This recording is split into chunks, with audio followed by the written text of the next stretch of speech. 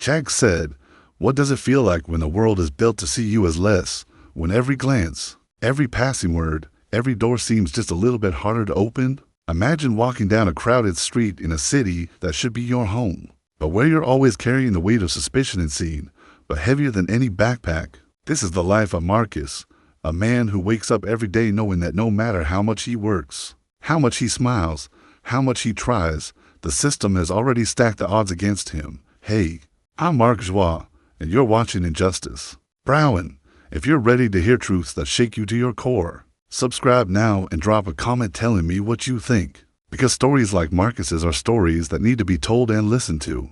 Marcus grew up in a neighborhood that the city forgot.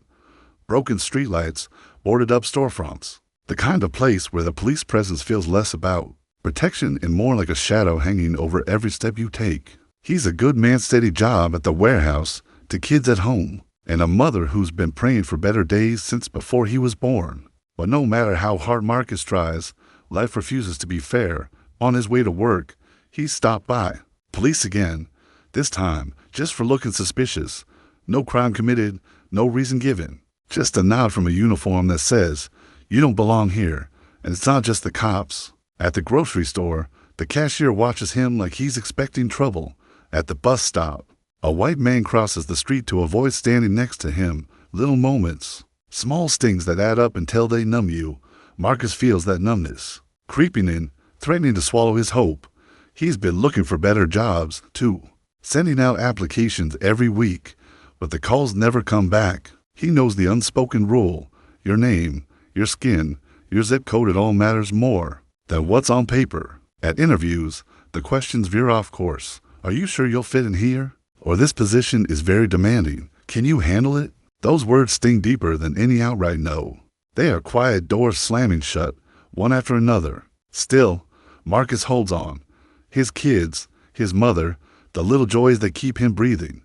But inside, a storm brews. There's grief for the chances lost, for the dignity stolen. There's frustration at a world that pretends to be blind but sees everything. And there's rage silent, simmering, waiting for a moment to break free. That moment comes on a cold Thursday evening. Marcus is walking home from work, tired but hopeful. He's thinking about dinner, about putting his kids to bed with a story. Then, out of nowhere, the flashing lights, the police car pulls up fast, blocking his path. He hears the sharp command, "Stop right there." Confused, Marcus raises his hands, but it's no mistake. They accuse him of something he didn't do, a crime never committed. Witnesses later say they saw him acting suspicious. But what does that mean?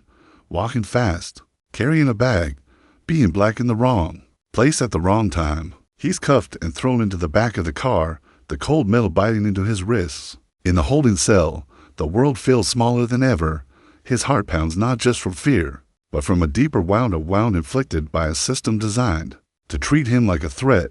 He thinks of his kids, the look on his mother's face, and wonders if justice is a word that belongs to people like him. When he finally gets out, the damage is done. The rest is on record, hanging over his name. Like a dark cloud, job offers disappear, friends pull away, the neighborhood whispers start. Marcus's fragile normalcy shatters into pieces, each one heavier than the last. This is the weight of shadows, the invisible burdens black men carry every day. It's grief, frustration, and rage rolled into one relentless force. And for Marcus, it's only just beginning. But sometimes, in the darkest nights, a spark of something else flickers. Hope, resilience, the refusal to be erased. This is Marcus's story, and it's far from over. ChatGPT said, "You ever wonder where the weight Marcus feels really comes from? It's not just the police stops or the job rejections. It runs deeper back through the tangled roots of history, down to the generations that came before him, carrying wounds that never fully heal. To understand Marcus, you have to understand those echoes from the past. His grandmother, Lily, was born under a sky that refused to shine equally in a small town in the South, where whites' only signs weren't just symbols, they were law. Lily learned young that the world saw her as less, not because of who she was, but because of the color of her skin. She walked miles every single day to get to a school that was separate and far from the white children's. The roads were rough, the shoes worn thin, but she never stopped going.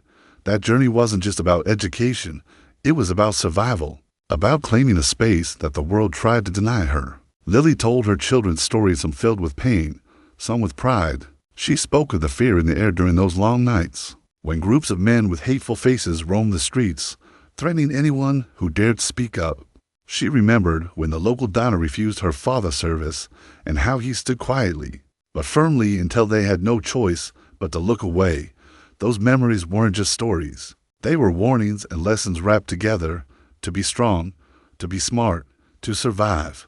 Then there was Uncle James, her brother, who took those lessons into the heat of the civil rights movement. He marched with the courage that comes from knowing that freedom isn't a gift, it's a fight. He faced tear gas, police dogs, and brutal beatings, all while singing songs of hope and justice. Uncle James's scars ran deeper than the skin. He lost friends, he lost nights of peace, but he never lost his voice. His fight wasn't just for himself, it was for his family, for Marcus, for all the generations yet to come. These stories, these pieces of history, shape Marcus every day. They remind him that the pain he feels isn't new. It's a thread woven through time, binding him to a legacy of struggle, but also of incredible strength. Because while history remembers the cruelty, it also carries the strength of those who refuse to break. But the past doesn't just live in memories. It seeps into the present. Segregation might be outlawed, but its ghosts haunt the neighborhoods Marcus grew up in. Redlining kept black families trapped in underfunded communities, schools starved of resources, streets with fewer opportunities. That's why his children's schools lack basic supplies, why safe housing feels like a distant dream. The laws may have changed, but the barriers didn't disappear, they just took on new shapes. And this history shows up in other ways too. When Marcus applies for a loan or a house, the questions aren't always spoken aloud, but they're there. Is this neighborhood really safe? Can they afford to maintain a home? The same suspicion, the same doubt, echoing from a past that refuses to let go.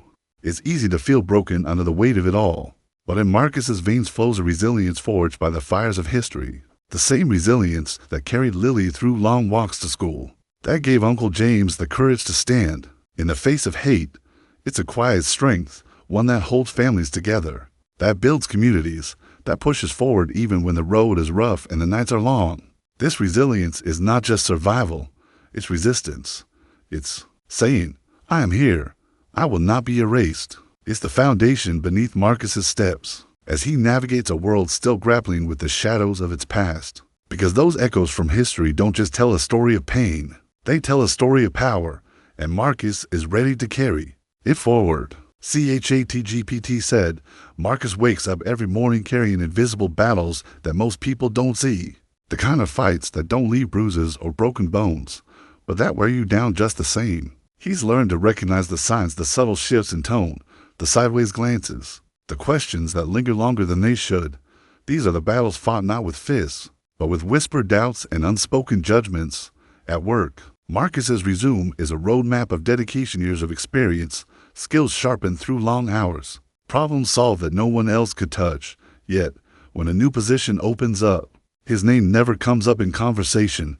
He overhears the better fit excuse from colleagues, a culture match that somehow excludes him. It's not blatant. It's wrapped in polite phrases that sound harmless, but sting deeply. He wonders if it's his name, his face, or just the fact that he doesn't look like the rest of the team. In meetings, his ideas sometimes float into the air, unanswered, or they're quietly credited to someone else. It's as if his voice is there, but not really heard. Little things add up, being left out of informal gatherings where deals and alliances are formed, colleagues who assume he's less educated, customers who cross the street rather than pass by. The loneliness settles in, a quiet ache that no one talks about. Outside of work, the microaggressions continue. A neighbor clutching her purse a little tighter as he walks by. A stranger asking, "Where are you really from?" as if his entire identity is a mystery to be solved. A teacher at his children's school assuming they won't do well because of their last name or skin color. These moments chip away at Marcus's confidence, planting seeds of doubt that grow silently in the back of his mind. Am I enough? Do I belong? Some days, the weight feels unbearable, but Marcus refuses to be swallowed by it. He fights back not with anger that would only feed the stereotypes, but with quiet, steady resistance. He volunteers at the local community center, mentoring young black students, who look at him with wide eyes and questions. He shares his story, not as a warning, but as a roadmap, a way to show them they can rise, even when the world doubts them. At work, when a colleague makes a careless racist joke, Marcus speaks up. The room falls silent. It's uncomfortable, but necessary. Change often starts in these small moments, when someone refuses to stay silent. When a person demands respect, without apology. He knows these battles are exhausting, but they matter. Every time he stands his ground, he chips away at the walls built by prejudice. Marcus's resilience isn't loud or flashy. It's in the patience he shows when facing ignorance. It's in the late nights spent helping his children with homework, teaching them to believe in themselves even when society tries to tell them otherwise. It's in the deep breath before stepping into another interview, carrying hope even when rejection feels certain. These invisible battles are exhausting, isolating, and relentless. They don't make headlines, but they shape lives. Marcus lives in that tension every day between the grief of being seen as less and the strength of refusing to be defined by it. His story is a quiet roar against a system that tries to keep him small. And though the fights are often unseen, Marcus knows he's not alone. There are countless others carrying similar weights, fighting similar battles, holding on to the same hope. Together, their resilience builds a foundation that no bias can break. Chegg said, "There comes a moment when silence is no longer an option, when ignorance turns into action and the weight of injustice becomes fuel for a fight." For Marcus, that moment came crashing back with the memory of that cold Thursday night, the wrongful arrest. That shattered his fragile peace. It wasn't just about him anymore. It was about all the moments like his, piled up and ignored. It was about a system that thought it could silence him. The first step was hard. Doubt crept in. Would anyone listen? Could justice really be found? But Marcus wasn't alone. His community rallied around him, friends, neighbors, strangers who knew too well the sting of unfair treatment. They showed up with cameras, signs, voices raised in unison. They refused to let his story fade into the background. Together, they took the fight beyond whispered complaints. Social media became their megaphone. Every post, every share, every comment became a call that no one could ignore. The hashtag spread like wildfire. People demanded answers. They demanded accountability. The pressure built, relentless and loud. At the same time, Marcus stepped into the legal battle, a world that can feel cold and impersonal, but was now a stage for justice. His lawyer, a fierce advocate with a personal stake in the fight, challenged every false claim, every biased report. The courtroom became a battlefield where truth had to fight against prejudice. There were setbacks, moments when the system seemed determined to crush their voices, when evidence was dismissed, when officials stonewalled. But with every no, Marcus and his supporters answered with more determination. The fight was exhausting, but giving up wasn't an option. One breakthrough came when a witness stepped forward, someone who had seen what really happened that night. Their testimony cracked the wall of silence. Suddenly, the truth was undeniable. The wrongful arrest was exposed for what it was, a symptom of a deeper problem. The fight wasn't just legal, it was personal. Marcus felt the weight of every setback, every insult thrown his way. But with each small victory, his spirit grew stronger. He wasn't just fighting for himself. He was fighting for his children, for his mother, for every person who had ever been seen as less. The community's support was relentless. They organized peaceful protests demanding change. They met with city officials, pushing for police reform and transparency. Their voices echoed through the halls of power, refusing to be ignored. In the end, the arrest was overturned. Charges dropped. But more than that, the fight sparked a movement, one that reached beyond Marcus's story.